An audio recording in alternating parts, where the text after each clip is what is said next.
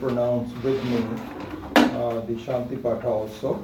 In case you're not quite comfortable, I have already given you the chanting in the web page, so you can just practice that. And so we will start with we'll start with the Guru Vandanam first, and then the Shanti Patha.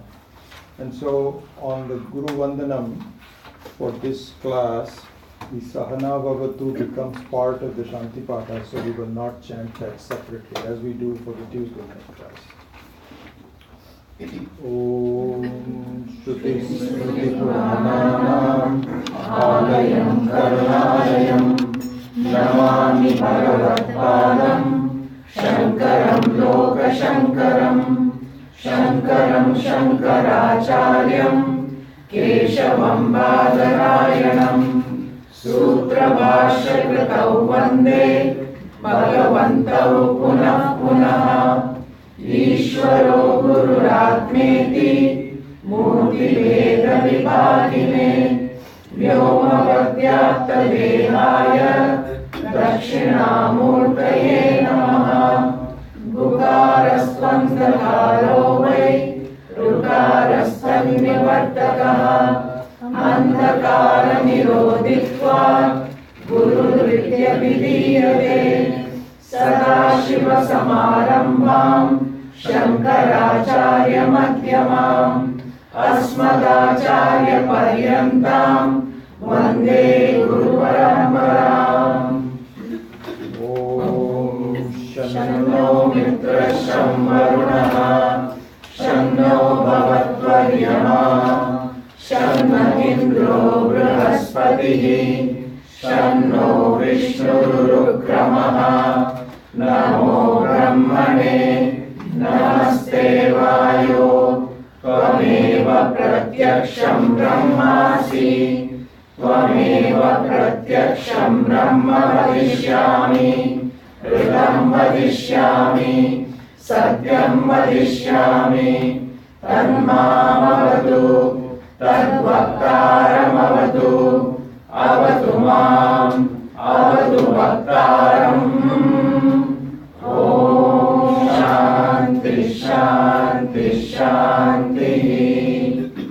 Sahana Bhavatu Sahanau Bhunaktu Saha Viryam Karavavahai Tejasvinavadhitamastu ma vidvishavahai. Om Shanti Shanti Shanti. Yachantasam Vrishabho Vishvarupah Chandogyodyamritahat Sambhaduva Samendro Medaya Srunotu Amritasya Devatarano Bhuyasam Shariram Me Vicharshanam Jitva Me Madhumattama Karnābhyam Bhuri Vishruvam Brahmana Koshosi Me Gaya Pita Shrutam Me Gopaya. Om Shanti Shanti Shanti. Aham Vrikshasya Deriva Kirti Prishtam Gireriva Urdhva Vitro Vajiniva Samrtamasmi Dravinam Savarchasam Sumedha Amritokshita Iti Trishankor Vedanuvachanam. Om Shanti Shanti Shanti. Purnamada Purnamidam Purnat Purnamudachyate Purnasya Purnamadaya Purnameva Vashishyate. Om Shanti Shanti Shanti. Ahyayantu mama mangani. So there's a slight pause in and do it a little slowly. So it'll be something like this. Apyayantu mama angani vak pranas chakshu. So, just let's actually you can follow me on this one. Apyayantu mama angani vak pranas chakshu shotram atho balamindriyani cha sarvani. So now the whole sentence. Apyayantu mama angani vak pranas chakshu shotram balamindriyani cha sarvani. Apyayantu mama angani vak pranas chakshu shotram balamindriyani cha sarvani. Now together. Sarvam brahmopanishadam maham brahma nirakuryam mama brahma nirakarot anirakaranamastu anirakaranam me astu tadatmani nirateya upanishadsu dharmaste mayi santu te mayi santu. Om Shanti Shanti Shanti. So one thing I've noticed is that you're faster than it should be. So just slow down just a little bit as we say. Sarvam Brahmopanishadam Maham Brahma Nirakuryam Mama Brahma Nirakaro Anirakaranamastu anirakaranam me astu tadatmani nirateya upanishadsu dharmas te mayi santu like that. So that's the base that we should do that. Yeah. For the first line, should not we chant that with the sandhi mama agani rather than mama agani? I'm sorry, where is this? First line. Apyayantu Oh, mama angani. apyayantu mama angani. It should be mama angani. Long ah. No. Mama Angani. But So when mama angani. Mama angani. So not mama angani. No. Yeah, Mama. mama angani. Yeah, so you're right. So you think that I didn't do that? Maybe you're right. And in the next word, chakshuhu shlotam with Yeah. sandhi. So there chakshuhush. Chakshush. So or you can say chakshuhu. So that's why there is a slight pause there. So it could be kshatru shrotram, or you can do the shakara as the sandhi. So it'll become vak pranas chakshushrotram.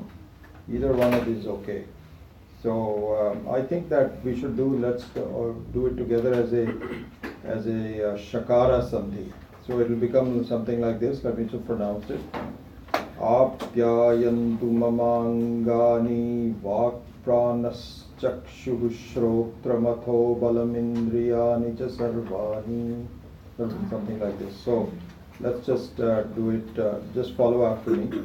Apyayantu mamangani vak pranas chakshuh shrotramatho balamindriyani cha sarvani. Apyayantu mamangani vak pranas chakshuh shrotramatho balamindriyani cha sarvani. Okay, then, so I think the rest of it, why don't you just follow me? That'd be good just to paste. Vang me manasi pratisthita. Vang me manasi pratisthita. Mano me vachi pratishthitam. Mano me vachi pratishthitam.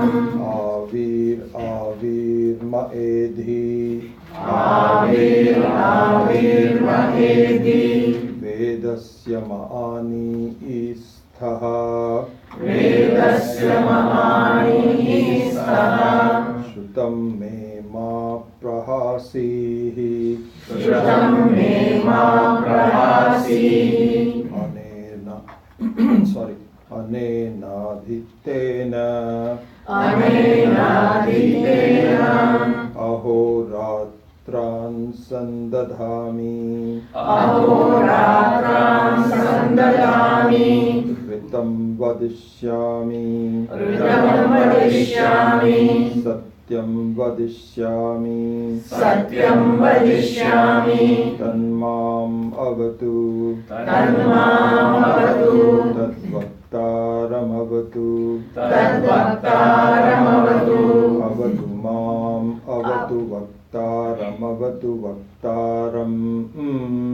Avatu mam avatu vaktaram avatu vaktaram.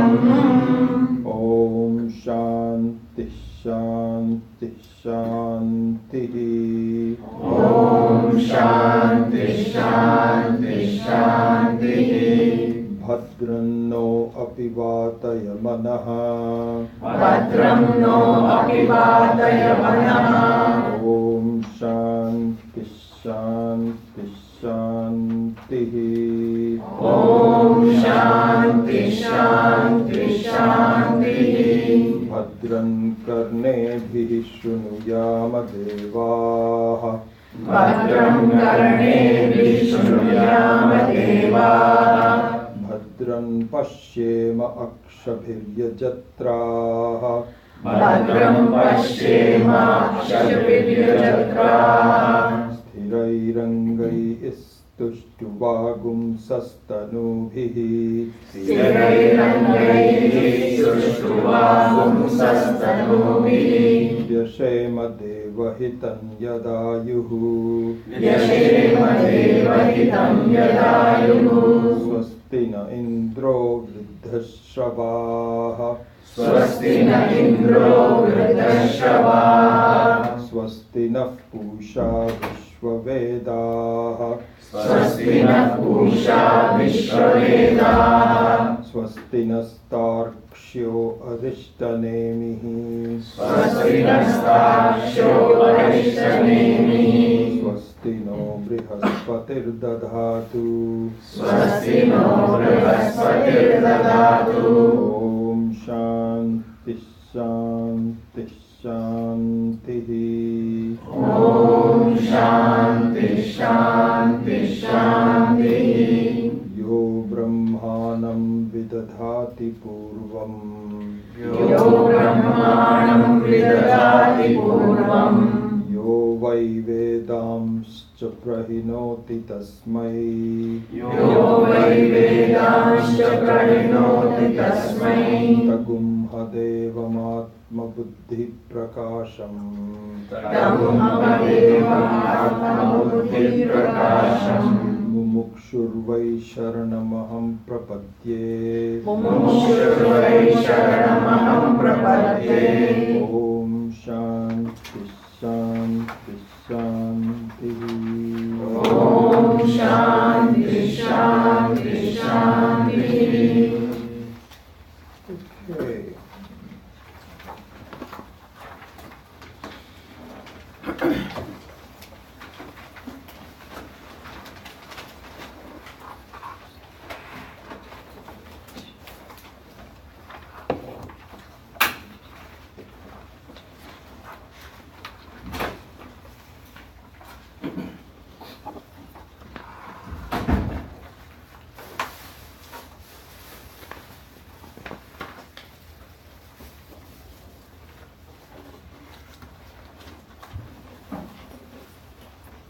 So, picking up from last week, by the way, I think that we are still not actually going to come to the text itself for maybe even a week or two more, and I have the books, but I think that I would like to have all the complete set back from Vita's husband who just brought it back. Yeah, He's I'll just bring it coming next in. week. So we will distribute it next week, that'll be better. So that'll, I think we now have books for everybody. Very happy about that, thanks to you. So, but we will distribute it perhaps next week, we'll see. Because we won't get to it today anyway. He is London, probably. So,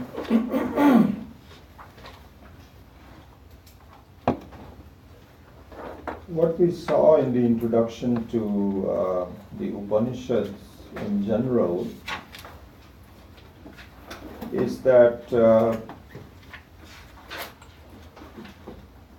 we should see our life to be a progression, having a structure which is there, but we don't recognize it. And if we recognize it and formalize it in terms of having our minds put together to follow the structure, that's why it's called formalize it, then the progress becomes a lot faster. So there is a progress involved, and the progress is that from dependency we transition into independence. So the introduction to independence is already there in our life. It's not as though it's a brand new concept. So anytime we feel independent, we feel good. And a very simple thing is, even at a physical level, if you are hungry, which is something which is given by Ishvara. Hunger is given by Ishvara because we are a living being. And so therefore hunger is given. But notice that when you are hungry, you are dependent. And you are not terribly happy because hunger bothers you. That's why you look for food and you depend upon something to fulfill you. And when you eaten, it's a very good feeling. The hunger goes away and you become temporarily independent. Then you can just say, okay, what do I want to do? Now that I've had my meal, you can study, you can watch television, you can do anything you want to, but for a while you become independent. So what I'm saying is that the concept of dependence and independence, dependence creating a sense of some problem-like thing in your mind, and independence creating some sukhatvam, some joy in your mind, is already known to you. What is not known, and this is what Shastra provides us, is that this is just a practice. Dependence, independence is just a kind of like a trial and error for the ultimate. Because even the ultimate freedom is something that we all want, but we are not really clear about it. How are we going to get it? Even the possibility is not clear to us that we can be completely independent. Here Swami Meshanji says some very beautiful things. He said, it is just remarkable how human beings continue to be beaten up by this world, by the samsara, but we go back to it. And a lot of the reason is we don't know what else to do. What else to do. But regardless of whether we know what else to do or not, the fact of the matter is that we go back again and again to be rejected, to be put into some problems. And we don't learn. We spend the whole life thinking that maybe there is a way, maybe there is a better way, maybe there is a better way. Maybe I can lengthen the sense of independence, but it doesn't come. And so the progress in life is then to finally seek some help. And the help that one seeks is to be introduced to a teaching, and a teaching which is not man-made. It is not human-made. It is made by, it is the Ishvara's own teaching. This is why the authenticity comes in. Because there is no individual ego involved here. And so this teaching says, listen, you take yourself to be a dependent person. So this is what is called a samsari. A samsari is nothing but a dependent person. That means I am dependent on other things. This is the definition of a samsari. So the Shastra says that you think of yourself as a dependent person. Your experiences are there, but you conclude, therefore, that your experiences are correct, that you are a dependent person. The fact of the matter is you are not dependent. You are completely independent. You are not a samsari. You are a asamsari. And this is very much like, in one way to look at it is that for a long time in the Western world, please notice this, in the Vedic culture that we come from, this is not true, but in the Western world, the experience and the conclusion was that Earth is flat. Not so we've known this from the very beginning.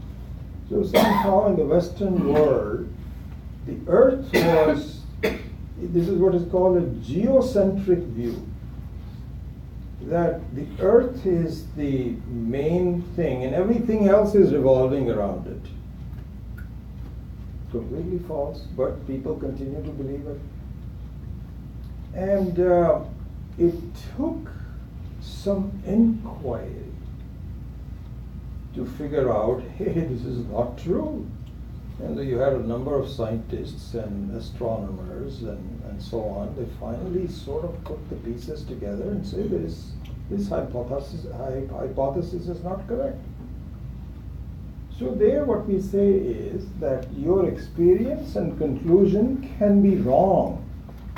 With a lot of majority, with a lot of people who are feeling that, this is the way it is. But it is not true. And what it requires is a scientific inquiry that is our conclusion valid or not. So therefore, the start of the Upanishad is, our conclusion is that I am a samsari. I am a dependent person, basically and somewhat confusing because sometimes I become independent. Right after a meal, I become independent. But then again, after 3-4 hours, we have to start planning for the next meal to become dependent again. And in between, there is not complete independence. You become dependent on your thoughts. If the thoughts are not good, you become upset. You're dependent again. You want that to go away. Desires, any kind of a desire is really a dependency.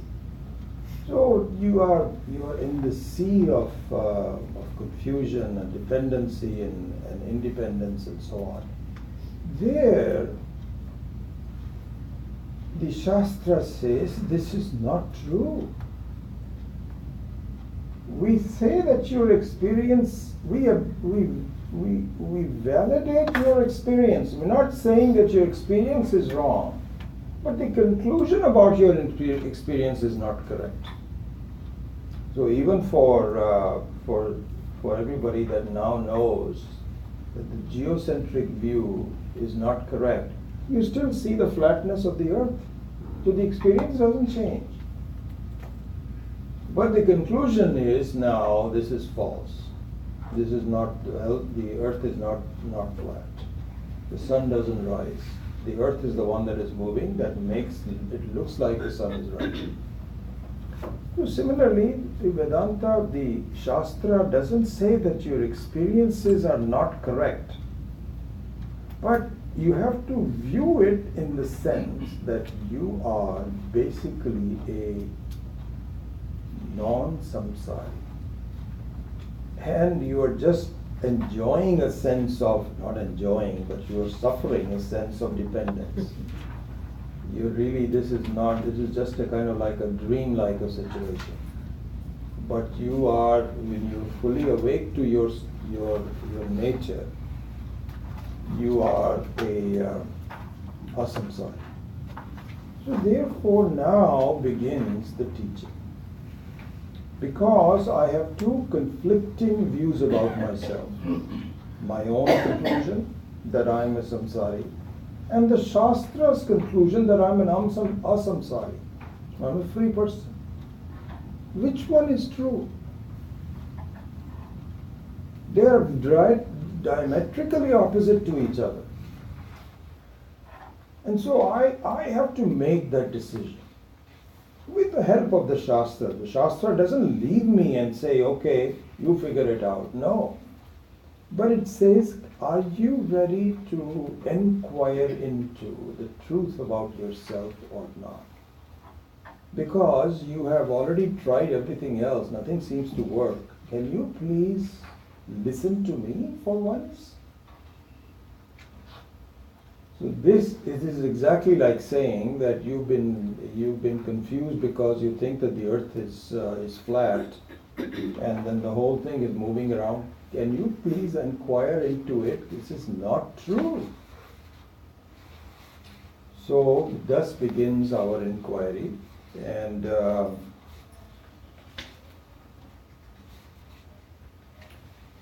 this teaching is it's a fundamental part of the Vedas. It is not separate from the Vedas. It is in fact the main objective of all the Vedas. And the Vedas, as you know, I'm not going to spend much time, we've already talked about it, has, you can say, has three main parts to it. And so one is a preparation, or you can say two parts to it, be better from that perspective. So the first part is preparation for understanding that I am basically not a samsari. And it requires some preparation in the sense that this is a knowledge, not the experience, but the knowledge, the conclusion about the experience that I have to graduate to. Because right now, whatever appears to me appears to be true. And we'll go into this technicality of that in 1 minute, not 1 minute, in a few minutes. The technicality of what appears to be true, but it is not true. How is that possible? This is what we have to look into. But be that as it may, for the time being, you have to prepare yourself for this knowledge. So the Vedas have two parts to it. One is the preparation. Why? Because the nature of knowledge is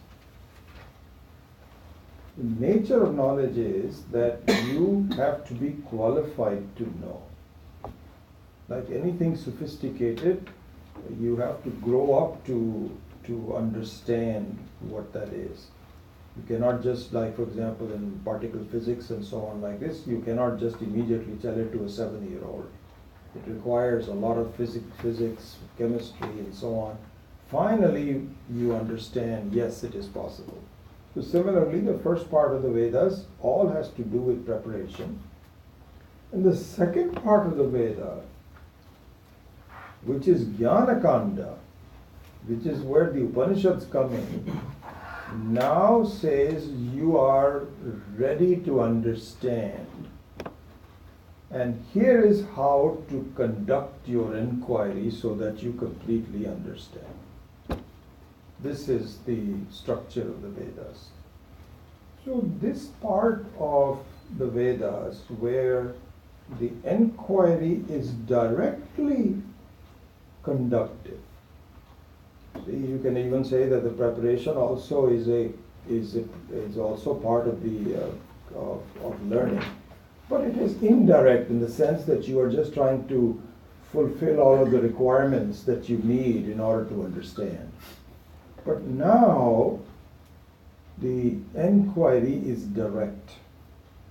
This enquiry appears in all Vedas, all parts of the Vedas, but the subject matter is different. So the subject matter is not karma, it is jnana, it is knowledge. And so this subject matter is the very essence of the Upanishads in the Vedas. And the Upanishads are, we have lost some Upanishads, but we have enough to go by. Here Swami Paramathananda was saying that at one time, originally, there was 1,180 Upanishads in the Vedas. And because of the fact that they were never written down, they were just communicated by Shruti, by listening and so on. Now we only have about 200 out of the 1,180 Upanishads that are available, out of which detailed commentaries are available for 108 Upanishads. I have a 3-volume book where all the 108 Upanishads have been commented on. I haven't read all of it. I think I've read maybe 40, 50 of them. But those are available. Those are publishable. They are well preserved now and so on. Out of the 108 Upanishads, 10 of them are considered to be a must-read for the students of Vedanta. And why do we say that? Because those 10 Upanishads were commented upon one of the very clearest thinkers that we can think of, who has really made a complete analysis, which is Adi Shankara. So we follow the teachings of Adi Shankara to such a good degree that wherever he comments on an Upanishad, we really follow it. So he has written commentary on 10 Upanishads. And those are Isha, Kena, Katha, Prashna, Mundaka, Mandukya, Taittiriya, Aitareya, Chandogya, and Brihad Aranyaka. These are the 10 Upanishads. Isha, Kena, Katha, Prashna, Mundaka, Mandukya, Taittiriya, Aitareya, Chandogya, Brihad Aranyaka. And in this class itself, in the last 10, 12, 15 years, we have done Isha, we have done Kena, we have done Katha, we have done we've done Mundaka, and we have done Taittiriya. And now we are going to do Mandukya. The Chandogya and Brihadaranyaka are too big to be taught in weekly classes. They're too long. I mean, it will take us 20, 30 years to complete it. So what our recommendation is, for example, when we took the course with Swamiji in 1979 through 82, they are also Chandogya, and there's not enough time, even when you have 4 or 5 classes a day, not enough time to do Chandogya and Brihadaranyaka. So those you study on your own. hopefully with the help of some tapes or something like this, and not entirely. There are sections of it that you can take up. So we have all done that. I've also read Chandogya and Brihadaranyaka at least twice now in my last 30 years. And of course, Prashna we will probably do sometimes, and also Aitareya. So with that, we will hopefully do 8 of the 10 Upanishads that Shankara has given. So just as a note, the Rig Veda has only one of the 10 principal Upanishads, Aitareya. Krishna Yajuhu has Katha and Taittiriya. Shukla Yajuhu has Brihadaranyaka and Isha. Sama Veda has Kena and Chandogya. And Atharva has Mundaka, Mandukya and Prashna. And we've done Mundaka. We are now doing Mandukya. And those 3 are actually in sequence. So it is better to study Mundaka first, then Mandukya, and then Prashna are some questions regarding the Mandukya. So this is how the structure is of the Upanishads. Now the one that we are studying now, which is Mandukya, is considered to be the one where students that have studied everything else should now repeat Mandukya and the teaching of it for the rest of their lives. If there is one thing that you need to do, it should be done with Mandukya. And there's a reason for it. We will the shortness of it, the completeness of it, the brevity, the focus and so on, is highly regarded, very highly regarded. But by the same token, because of the brevity and because of the focus and the length and so on, it is very hard without proper preparation and without proper commentary to really get the gist of it. And so we're very fortunate that Adi Shankara's Guru's Guru, so Parama Guru, like a grandfather, was this Mahapurusha called Gaudapada. So Gaudapada wrote a commentary on Mandukya, which is in the form of what is called a Karika. And Karika is not it's not a direct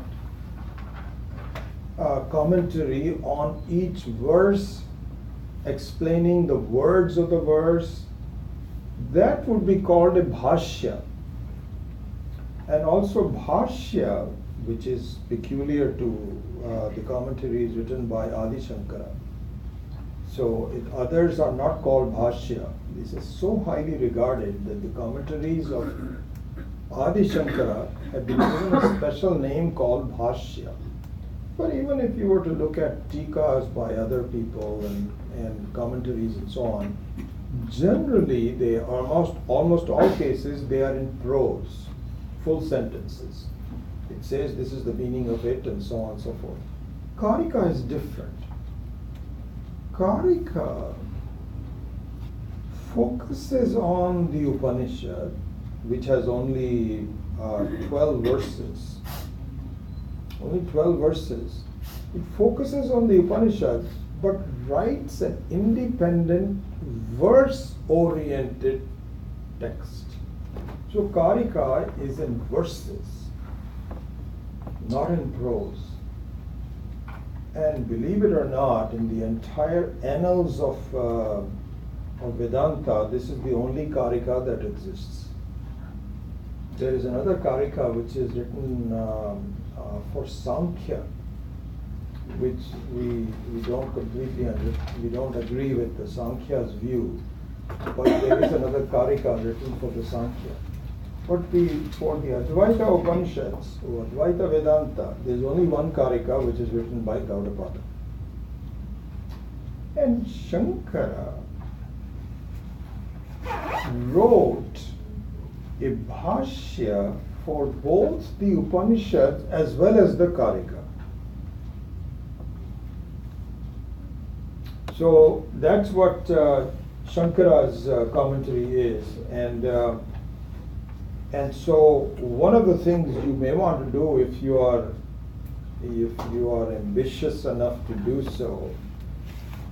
So before I do that, so basically what I'm going to do is to go over the Karika and the Upanishad in the form of commentaries by Swami Maheshananji. And Swami Maheshananji's commentary includes the understanding of the Shankara Bhashya. So I am not going to go through the details of the Shankara Bhashya, but if you want to augment this teaching, if you have the time to do so, then I encourage you to not only study this class, but also augment it with some Shankara Bhashya. And those are available, I think we have already talked to you about the one from Ramakrishna Mission. There are 2 commentaries available. And so you can just do the English versions of that. Or if they are vernacular, if you are a Hindi speaking person, there is a lot of literature. Really the definitive book is the one that was which is published by Kailash Ashram in Rishikesh. And all of our teachers, Swami Viditatmananda, Swami Paramarthananda and all that, they all follow the details. And I've also studied this a couple of times, maybe even more than that. But for the purposes of this class, my conclusion is I'm not going to go through the details of the Sanskritam, the commentaries, the Tika, and all of that. That'll take us too long. And I think it should be taught to people that know Sanskrit a lot. So I think this would be better if I follow Swami Maheshananji's commentary. But I just want to let you know that Shankara's commentaries are available, and they are already included in Swami Maheshananji's, so it's not as though he doesn't follow it, but he doesn't follow it word for word. And if you want to follow it pretty much as it is, then I encourage you to do some independent augmentation of the book by that. So that's the next thing I wanted to bring up. So this collection of Upanishad verses and the Karika verses are kind of interesting. So let's go into that now. So there are, as I mentioned to you, there are 12 mantras of the Upanishad, only 12 mantras. Very short, one of the shortest. There are other Upanishads that are even shorter. I think the interesting thing one, I forget the name of it, but one of the 108 names. There is an Upanishad which goes like this: Hare Ram, Rama Rama, Hare Hare. Hare Krishna, Krishna Krishna, Hare Hare. This is the Upanishad. And to understand that, what we do is that when we chant this, it seems pleasant, but it doesn't do anything for us. So there is a lot of commentaries on what is Hare Ram, Hare Ram, Hare Rama, Rama, Hare Hare. So just to give you an idea, these are the different kind of Upanishads out there. So that one is perhaps the shortest. There may be another one shorter than that, but similarly to that, you will see the entire Upanishad in 12 verses. to explain those 12 verses, Karika consists of 215 verses. Okay? And it is divided into the Karika. So our study is really going to be on Karika more than it will be including the Upanishad itself, but really our study is going to be on the Karika. So the Karika consists of 4 what are called prakarnas, chapters, 4 prakarnas. And I'll comment a little bit on the definition of prakarana. That has been explained by Swami Maheshananji. It will come in a minute. I'll explain that a little bit later on. But for the time being, Karika consists of 4 prakaranas. Okay? So the first prakarana, which happens to be called, and I'll explain this later on, is Agama Prakarana. That's the name of it. Agama Prakarana. And I'll actually write some of these on the board so you have an idea about that. So, in the Agama Prakarana, all of the 12 verses of the Upanishad are included in this Prakarana.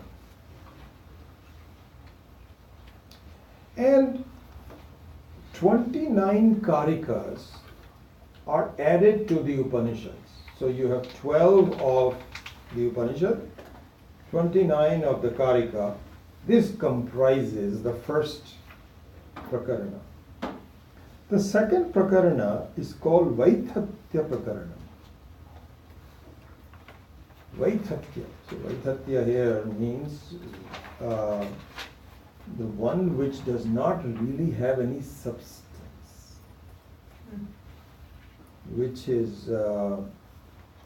has no truth to it, but it appears. This is the nature of our experiences in life. It has no truth, but it bothers us. And all of that will be discussed. It's called Vaitatya Prakarana. This one consists of 38 Karikas. And so this explains the Mithyatvam of the world.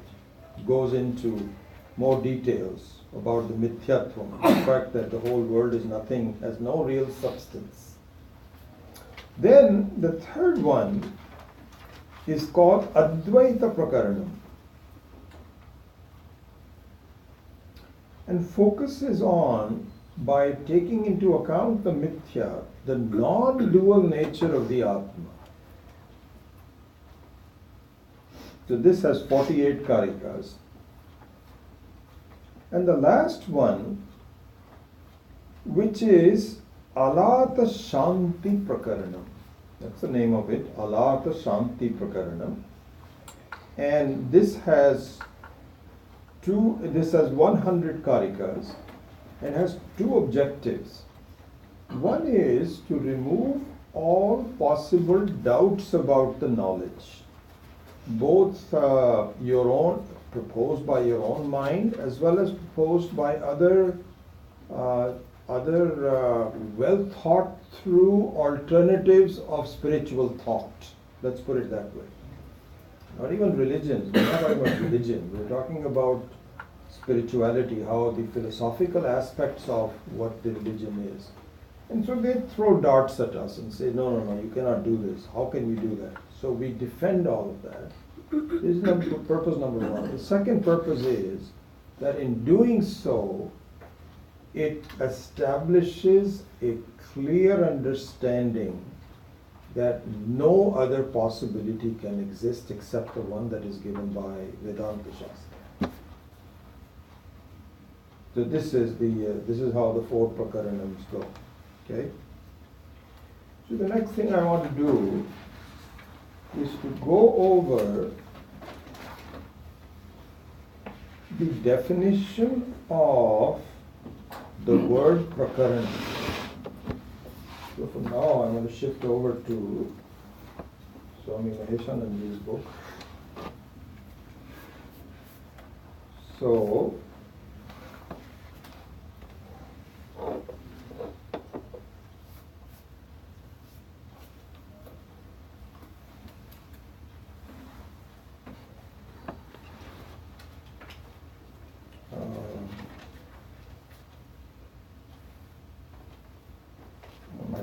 just write it out on the board. I think that if I give me just a minute to write it. So.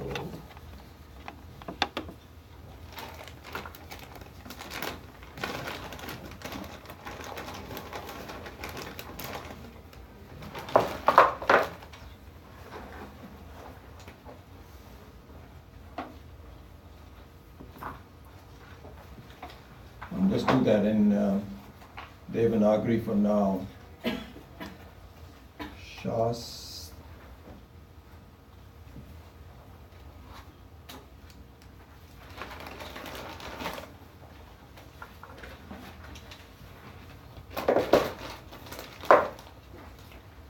Shastra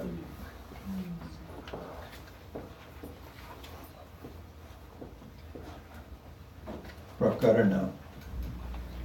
And so there are 4 kinds of prakaranas.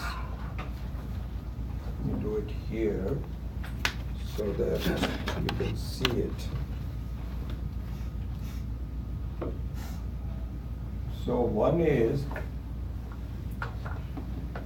Agama Prakaranam.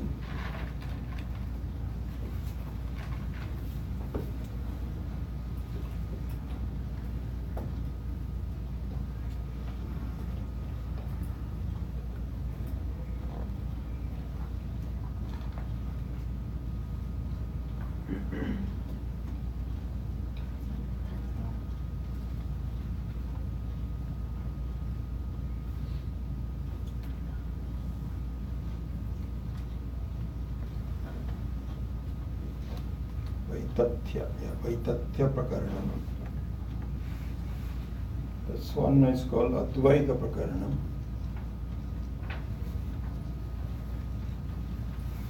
And the 4th one is called, I'll write it down here,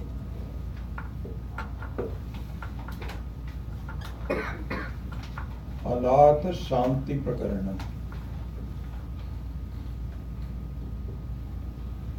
So the Prakaranam means a chapter. And the word Prakaranam is significant. And it is distinct from the word Shastra. So let me just spend a minute on that and then we'll go into the details of it. Shastra means a complete teaching.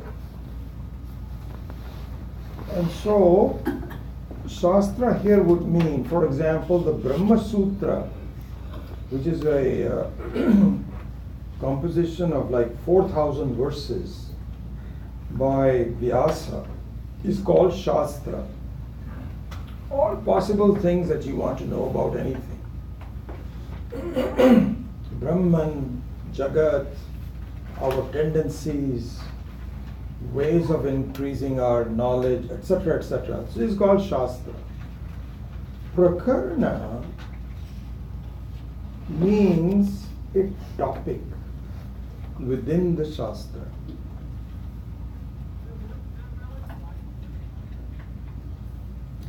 And there is a technical definition for it, for Prakarana. It says, Shastra Ekadesha Sambaddham Shastra Karyantare Sthitam Iti Prakaranam. Ekadesha Sambaddham means that a very one particular aspect of the Shastra is focused on, not the general one. And commentaries on that are drawn from other parts of the Shastra. But the focus is on a given topic. This is called Prakaranam. So here the common Prakaranam, the common topic of these Karika, the four Prakaranas of the Karika is the following. That what you consider yourself to be a limited jiva, jiva atma, which means a samsari, is totally wrong.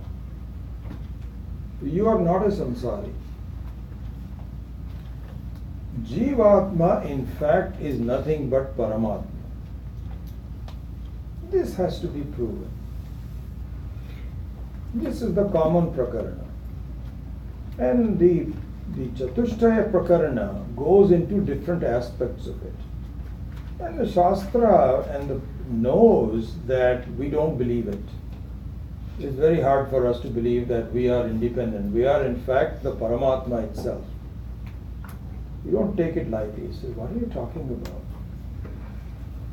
All I want to be is a slightly better person. That's it. I cannot be. He says, no, you're not a better person. You're the best person possible in all of the worlds. That I cannot grasp. No. So he says, all right, let me prove it to you. And so it goes into, this is why it takes 215 verses. Even after that, you feel, well, that was good, but I need some more. This is how our minds will go. But really, if our preparation is complete, then you say, wow, you're right. You're right, I made a mistake. So this is the nature of the prakarana. Okay? So with that, I won't take any more of this time to talk about the prakarana. Now I want to go into the first prakaranam itself, which is Agama Prakaranam. And so here, this is where the commentaries of a Mahapurusha like Swami Maheshananji is so beautiful.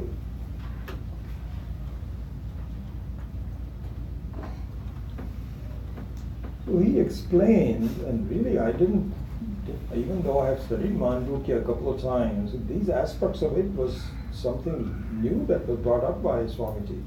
So I'm very indebted to him for doing this. So he says that now let us look into the first prakaranam, Agama Prakaranam. And so this is just a short summary of each one of the four prakaranams. We will do that today and the next week. And so we won't even get into the first verse until perhaps, I don't know, we'll see when it goes. But let's just do it this way. Agama Prakaranam. It says,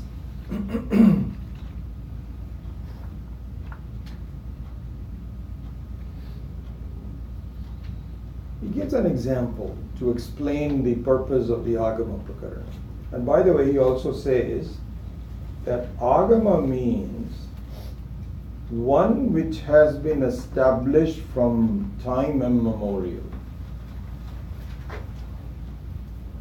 has been going on for a long time, and has some wisdom that you cannot figure out for yourself. It's very difficult to figure it out. And he gives a kind of like a interesting example to do this. So he says that suppose you make dal,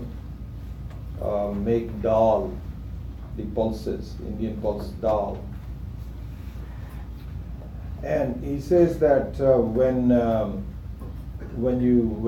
housewives and young girls and boys are taught how to make dal, what dal means is that you put some water, you put it on boil, and you add some salt, and you add some spices, some tomatoes or something, whatever you like, and then you let it boil for a while and the dal gets ready. He says that there is a wisdom for those who cook dal that is not generally known. And it has been going on for a long time, but somehow people don't remember it. And that wisdom is, you do not put salt in the beginning.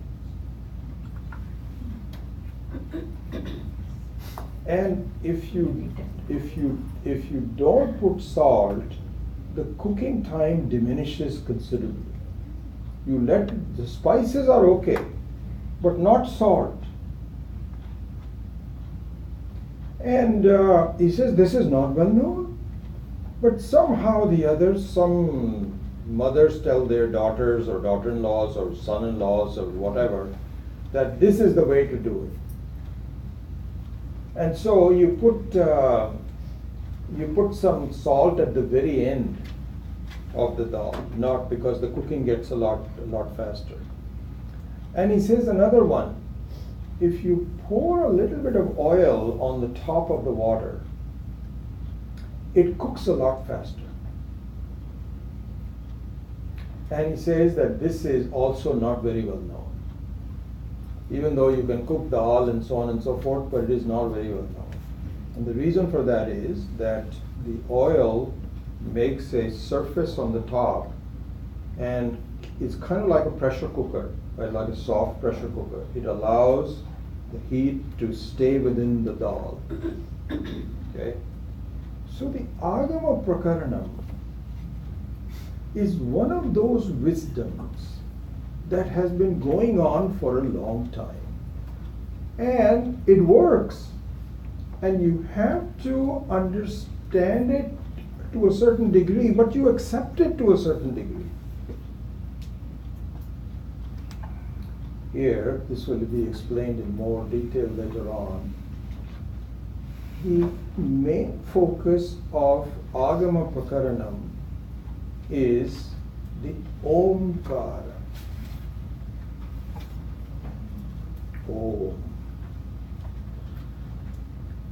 And the Omkara will be explained in detail in this Agama Prakaranam.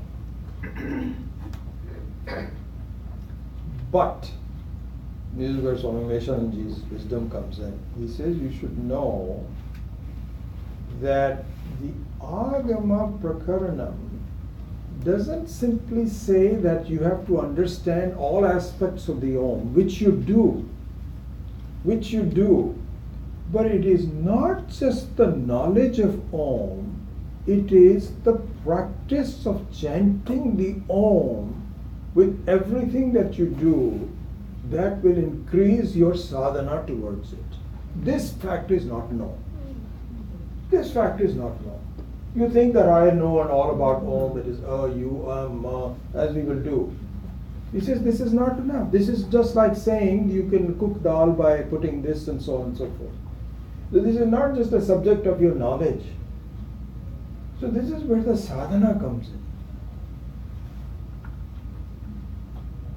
Elsewhere, I'll bring it in this part of it. Swami Vishwananji was gave a beautiful example. Excellent example. He says, look at this. He had not pointed out in this explanation, but I can couple it because he has done the same thing in someplace else. He says, suppose you see lightning, and you even feel lightning, as it happens a couple of times during the year. It's big, dhamaka, boom, and the amount of electricity, it can kill people, all kinds, that. But the electricity in the lightning is not useful to you, even though it is very powerful. Not useful to you. What is useful to you is electricity which is tamed and put into practice, which is this electricity. Similarly, he says that the understanding of the Atma, when it is first taught, or even the understanding of the Omkara as will be taught here in the Agama Prakarana, is like lightning. Please follow this analysis. It is like lightning. You will say, my God, you are right. I am not what I think I am. I am really somebody totally different. But this lightning is not very useful for you. Why not? Because you now have to put it into your life. And that sadhana will make the reality of yourself useful. Otherwise, as we have already discussed it, it looks like it's kind of like a theoretical thing. It's not practical. It's not a question of theory or practice. It's the fact is that the truth is not made into a something that you can live by on your own without the help of any books or anything like this. Beautiful example. So the electricity is a possibility, and in fact it's a very powerful thing as demonstrated by lightning. But as lightning goes, it just goes quickly. Doesn't stay with you. You cannot really utilize it, even though it is very powerful. So Omkara in the Agama Prakaranam is like lightning. Explanation of Omkara would be just saying, my goodness, I cannot believe this. But it is not just your saying that I cannot believe it, it's some remarkable and so on. It is to now make it into part of your sadhana. And so what it really means is that our introduction to Paramatma in the form of Omkara will have to be utilized as part of your entire life. You have to see the role of Paramatma, the presence of Ishvara, the role of Ishvara, the participation of it at every step of the way.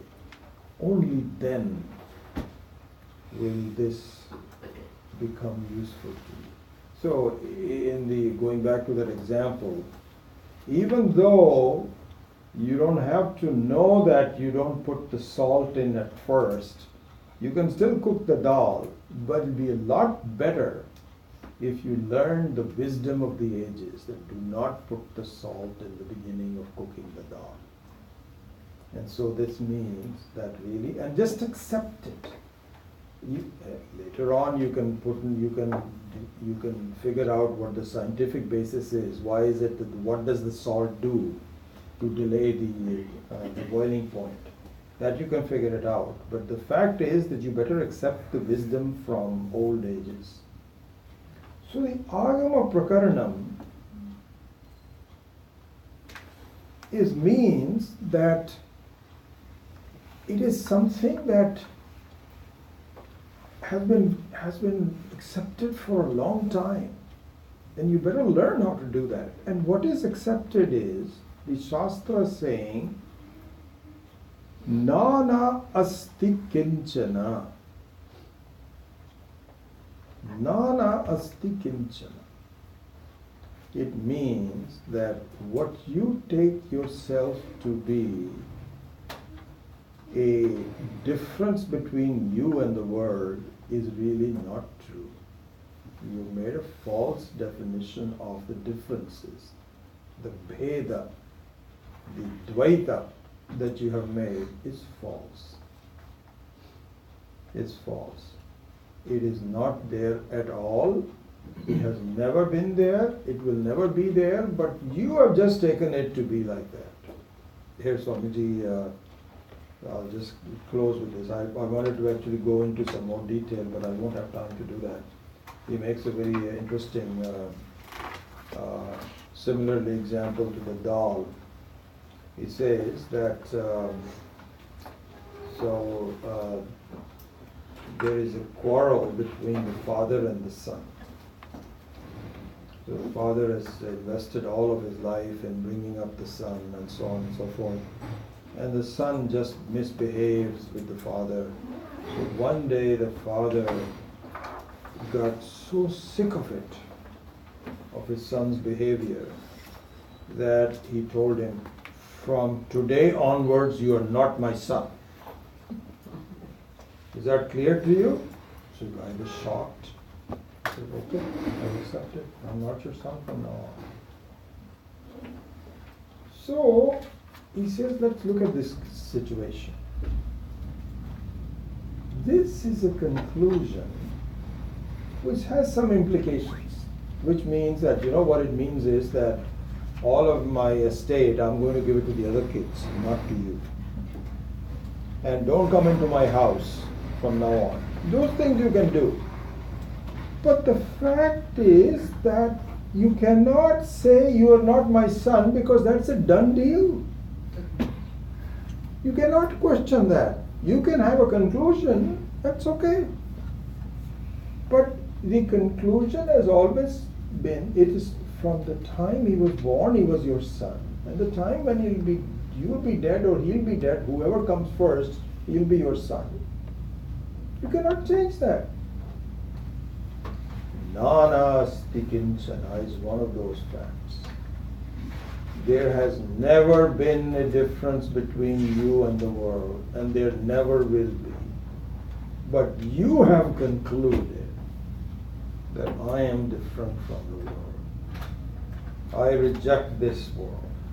Don't like it. It creates a lot of problem for me, and I am just. And Ishvara says that has never been the case. And it will never be the case. Even when you have the conclusion, it is not the case. Beautiful example. You can do anything you want to. You can, the father can say that from now on, I don't have anything to do with you. That's okay. But you cannot change the fact. The fact of the matter is that there is Advaita alone. There is no Dvaita. And here it is just the opposite.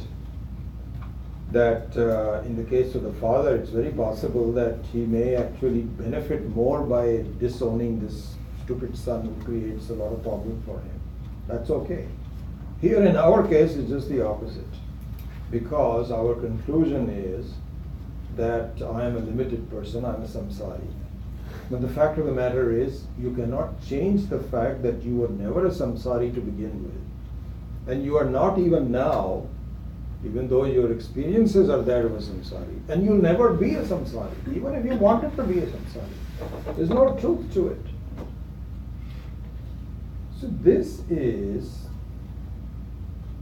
something that I have to grow to understand.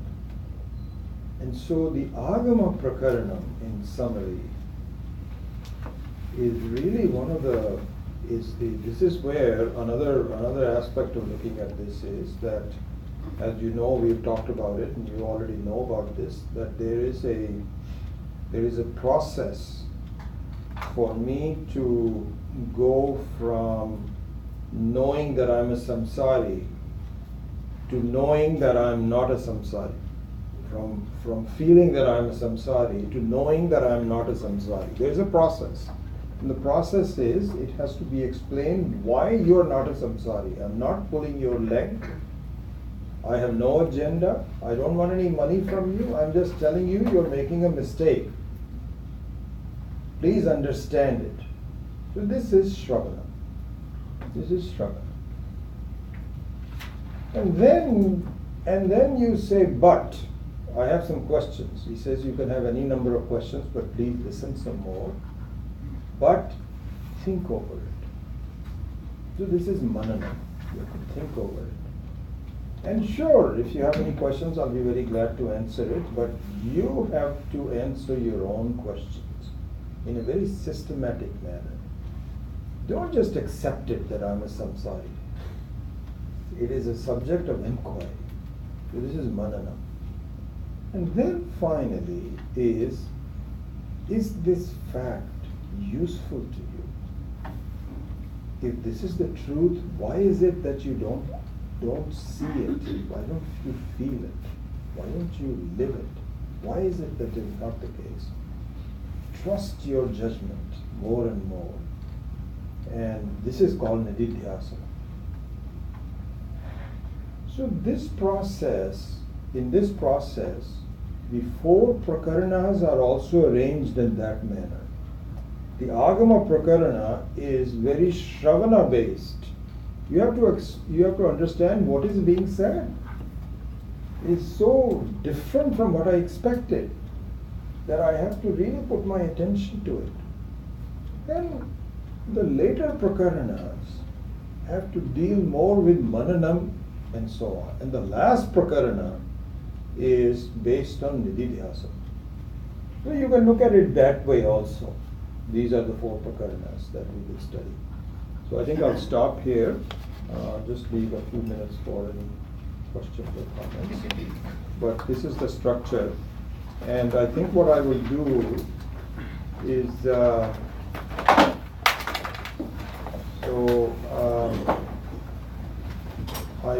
I will follow the commentary of Swami Maheshananji on all the 4 prakaranas in a nutshell before we even go to the first one. So it might even take me 2-3 weeks, I don't know. But I think let's just do it that way so that we can, so no reading of the text per se. All that will come later on. But just a summarized introduction to the 4 prakaranas, what is the purpose of it, how we should approach it, will be useful. So this is what I intend to do. And so I think that even the Agama Prakarana is not done. There are some very beautiful things to be talked about. So even next class I will take quite a bit of time to complete the Agama Prakarana. And then from that point on we will go to Vaitatya and then Dvaita and Alata Shanti. It might take me 2-3 weeks, I don't know. So don't be in a rush. We are in for the long haul. So with that I close today's class. Om Swasti Prajabhya Paripalayantam Nyayena Margena Mahi Mahisha Go Brahmanebhya Shubhamastu Nityam Loka Samasta Sukhino Bhavantu Kale Varshatu Parjanyaha Prithvi Sasya Shalini Desho Yam Shobharahita Brahmana Santu Nirvaya Sarve Bhavantu Sukhinah Sarve Santu Niramaya Sarve Bhadrani Pashyantu Ma Kaschit Dukkha Bhag Bhavet Asato Ma Satgamaya Tamaso Ma Jyotirgamaya Mrityur Ma Amritam Gamaya Om Purnamadav Purnamidam Purnat Purnamudachyate Purnasya Purnamadaya Purnamevavashishyate Om Shanti Shanti Shanti Hari Om Shri Gurubhyo Namaha Hari Om.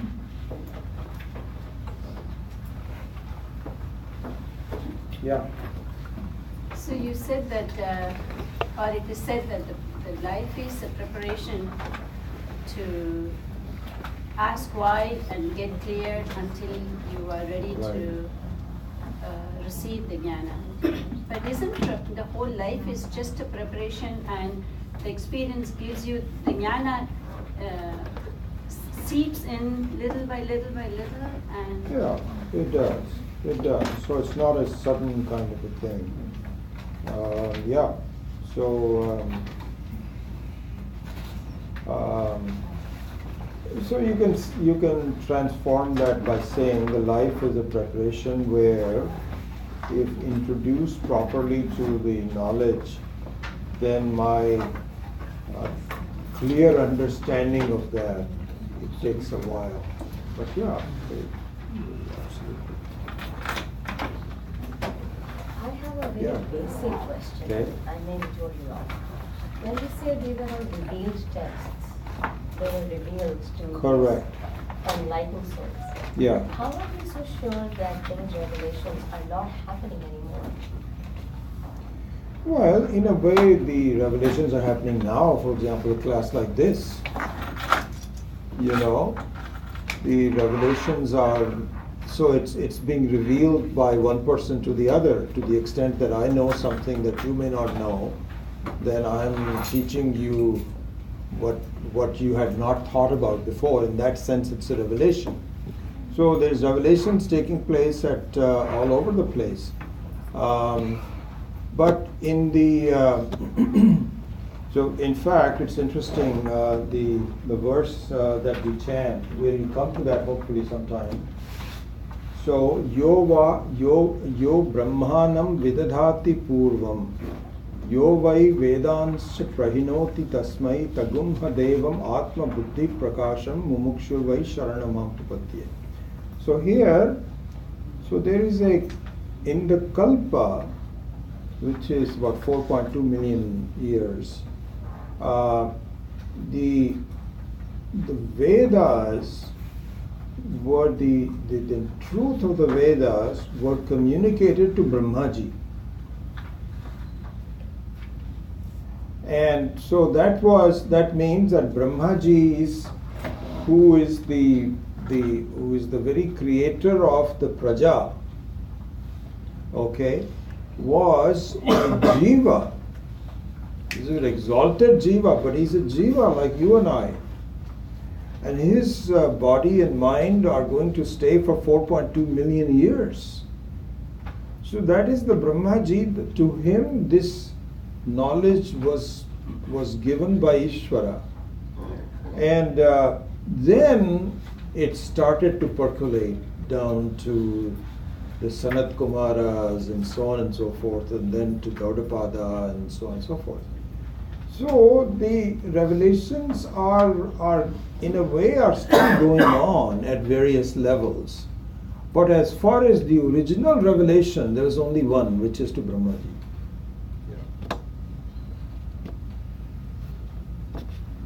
Yeah. What is the exact meaning of Upanishad? So I think maybe I didn't spend enough time on that. So the Upanishad word consists of some prefixes and the main dhatu, which is sat. Sat is the main dhatu, and upa and ni are the prefixes. So upa means something very close to you, and ni means definite, nishchaya. And sat has 3 or 4 different meanings, which is one which shithali karoti, one which loosens the hold of the world towards you, and the other one is gati, and means that it takes you to the final understanding, etc. So the Saddhatu is the one which really gives the main meaning of what the Upanishad does. And the prefixes means that it creates a aparoksha jnana, as we discussed it before also. It converts paroksha jnanam to aparoksha jnanam. So that's what the Upanishad does, basically. That's the meaning of the word Upanishad. And also, interestingly enough, the Upanishad has a quick pratyaya. And a quick pratyaya it means that it does something, but the doership disappears. The example given is, like for example, the one that cooks your food the person who cooks your food should be called a cooker. And so he does something. But in English language, it's a funny quick pratyaya. The ER is removed. So the cooker becomes a cook. So Upanishad also is the same thing, that one that creates the Brahma Vidya is a creator, but the creator part of the ER is gone. That means it is the Upanishad itself. It is the Vidya itself, rather. So the creator of the Vidya is the Vidya itself. That's the meaning of the word Upanishad. Any questions? Yeah. Mithya is that which appears but is not there. But even after we have this Vidya, this samsara still remains. So the samsara will not remain if it is properly understood. That means it's not properly understood. So the example is that it will become a toothless tiger. So the experiences will be there, but you're giving it the kind of you're giving it too much credit, unnecessary credit, that it really is bothering you. That part will go. And so, like in the case of the rising sun, the experience is not removed, but the conclusion that the sun is rising is removed. So there also, in the case of the, what will happen is that the vidya gives a new way of your looking at the world. If that hasn't happened yet, that means that we need to study some more. That's what it means. Does the pratyay, the thought change? Is that the thing? I'm sorry, I didn't catch you. The pratyay, the thought that you have, Yeah. does that change? No, because your mind will still be there. Mind will still be there, but your false conclusion about what the thought gives you will change.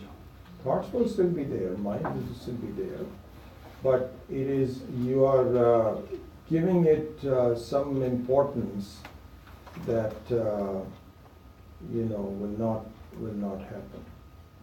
So it will become like a paper tiger, like a child that is looking at a tiger on the screen and gets scared. Is told, hey, this is not real.